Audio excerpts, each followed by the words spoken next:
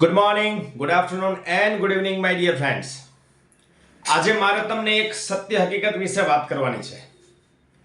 જો મિત્રો જ્ઞાન ન હોય ને તો ખેતી પણ ન થાય. આ એનું સ્પષ્ટ ઉદાહરણ છે. કચ્છની અંદર એક વડીલ સાથે મારે વાતચીત થઈ હમણાં. એ ખેડૂતે એવું કીધું કે અમે જામફળની અંદર દેખાદેખીમાં વાવી અને 40 થી 45 લાખ રૂપિયાની નુકસાની કરી. એટલે મને આશ્ચર્ય થયું. મેં કીધું શું વાત કરો છો? 40-45 લાખ રૂપિયાની તમે નુકસાની કરી, તમને ખબર ન પડી? અરે યાર, ઈ કે થઈ જશે ને પછી આ વસ્તુ થઈ નહીં ને પછી ઉખાડીને નાખી દીધા. મિત્રો, આ રીતે ખેતી ન થાય. ખેતી કરવા માટે તમારે પહેલા બધી વસ્તુ સમજવી પડે કે તમે જે વાવો છો એની પાછળ કન્સલ્ટિંગ કરવું પડે, એનું મેનેજમેન્ટ કરવું પડે, એને ક્યાં વેચવું છે. કદાચ કોઈ નહીં વેચે તો આપણે ક્યાં વેચી શકશું એ ખબર હોવી જોઈએ. એમ જ ખેતી ન થાય મિત્રો. આ ભાઈ એકચ્યુઅલી પુના, નાસિક ને એ બાજુ રહેતા, બરાબર. હવે એને 40 એકરમાં જામફળની ખેતી કરી, પણ એને એ જ ખબર નહોતી કે જામફળમાં કયા કયા રોગ આવે, કન્સલ્ટ રાખવો કે ન રાખવો, એના વિશે પૂરી માહિતી. કોકના ભરોસે મિત્રો ખેતી કઈ રીતે થઈ શકે? આ તો ઠીક છે, ખમતીદર અને વ્યવસ્થિત ખેડૂત હતો એટલે વાંધો ન આવ્યો. બાકી જેવા તેવા માણસનો તો નફો જ નીકળી જાય. મિત્રો, હવે યુવા વર્ગ છે એ ખેતી કરે છે, એ સફળ થાય છે, એનું પાછળ કારણ છે એક સાચી સમજ અને નોલેજ.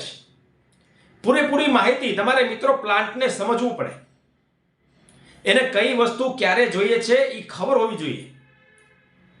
કયા કયા પોષક તત્વો, કઈ દવા, કઈ પેસ્ટિસાઇડ, કયું ખાતર અને કયો સ્પ્રે કરવો, આ બધી વસ્તુ ખબર હોવી જોઈએ. ત્યારે ખેતી થાય. આડેધડ એમ જ ખેતી ના થાય મિત્રો. હવે એ સમય નથી. તમે જે ખેતી કરો છો એ પહેલા હોર્ટિકલ્ચર એટલે કે બાગાયત ખેતી છે, તો એના વિશે પહેલા માહિતી હોવી જોઈએ, ટેકનિકલ જ્ઞાન હોવું જોઈએ. ઓલો કરે છે એટલે હું કરું છું દેખાદેખીમાં મિત્રો પેઢી ઉઠી જાય. બહુ જરૂરી છે. જે લોકોને ખેતી બરાબર કરવી છે એને જ્ઞાન હોવું જરૂરી છે, બાકી આના જેવી હાલત થાય. એટલે જેટલા પણ મિત્રો આ વિડીયો સાંભળે છે ને, બહુ ધ્યાનથી સમજજો. ખેતી કરવી અત્યાધુનિક બહુ સહેલી છે, એનું જ્ઞાન હોવું જરૂરી છે. તમે કોઈ પણ ખેતી કરો, નાળિયેરીની કેમ ન હોય, બેરની કેમ ન હોય,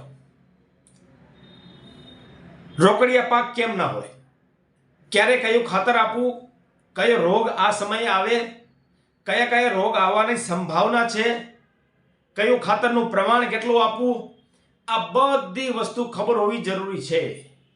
હવે એ જ ન ખબર હોય અને ઓલાના ભરોસે ખેતી, મિત્રો ઉઠી જાય પેટી. ઘણા ખેડૂતો છે બિચારાને ખબર નથી હોતી, એકબીજામાં દેખાદેખી વાવી નાખતા હોય. પણ મિત્રો, તમને ખબર ન પડે તો હું એમ કહું છું, કોકને અહીંયા જોઈને જોઈ આવાય. એ તો આવડે કે ન આવડે, એ શું કરે છે એ સમજાય. એકની એવા 50 જણા આજુબાજુમાં હોય, ભલે એ કે ન કે. ઘણા એવા હોય ડબલા છે ને એ સંતાડી દો હોય. ભાઈ ખેડૂત છે, એની માનસિકતા એવી છે, એમાં આપણે પડવા જેવું નથી. પણ આપણે શું કરવાનું છે, એ શું કરે છે, એના મૂળિયા છે એ સંશોધન કરાય. મૂળિયા ઉખાડીને ફેંકી ન દેવાય.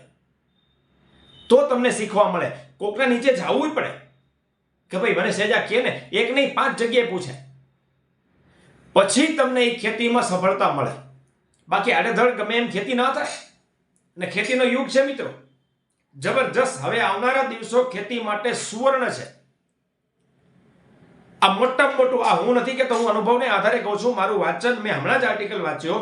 અમેરિકાની અંદર માઇક્રોસોફ્ટે 25,000 એકર એક સાથે ખરીદી કરી, અને એવી જગ્યાએ કે પ્રાઇમ લોકેશન ને સૌથી વધારે ફળદ્રુપ જગ્યા હોય ને આખા વિશ્વમાં, એ જગ્યાએ એને જગ્યા લીધી. મિત્રો, અહીંયા એકરના ભાવ સાંભળીને આપણું તો માથું દુખી આવે. પણ એ કંપનીને ક્યાં વાંધો છે? પણ શું કામ લીધી 25,000 એકર એક સાથે? તો એને પૂછવામાં આવ્યું કે હવે પછીનો યુગ છે ને એ ખેતીનો છે. જો માઇક્રોસોફ્ટને આ ખબર પડતી હોય તો આપણે ખબર ન પડે? પડે. વ્યવસ્થિત ખેતી કરવી પડશે, આડેધડની સમજવું પડે. ખાલી ગાડીના ચક્કર મારીને આમ આટા મારી એમ ખેતી ના થાય મિત્રો. જરૂર પડે તો શર્ટ ઉતારીને ઉતરવું પડે માર્કેટમાં. ખેતી છે, પ્રકૃતિ વાતાવરણ બદલાશે, આપણે તાલમેલ કરવો પડશે. વર્લ્ડની બેસ્ટમાં બેસ્ટ ટેકનોલોજી લઈ આવવી પડે, ત્યારે ખેતી સમૃદ્ધ થાય. ખેતી તો થાય અને તો તમને પૈસા મળે. બાકી જો આવું કરશો ને તો આના જેવી હાલત થશે. હવે ભાઈ કોઈથી ખેતીનું નામ નહીં લે. વાંક ખેતીનો નથી, જ્ઞાનનો હતો. એ જ્ઞાન નહોતું એટલે આ સમસ્યા આવી.